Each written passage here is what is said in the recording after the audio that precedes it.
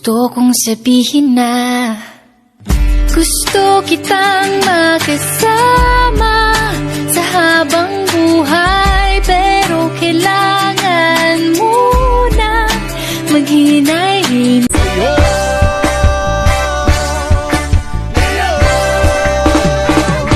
Udadalhin kita sa aming bahay, di tayo mag-aaway, aalis tayo.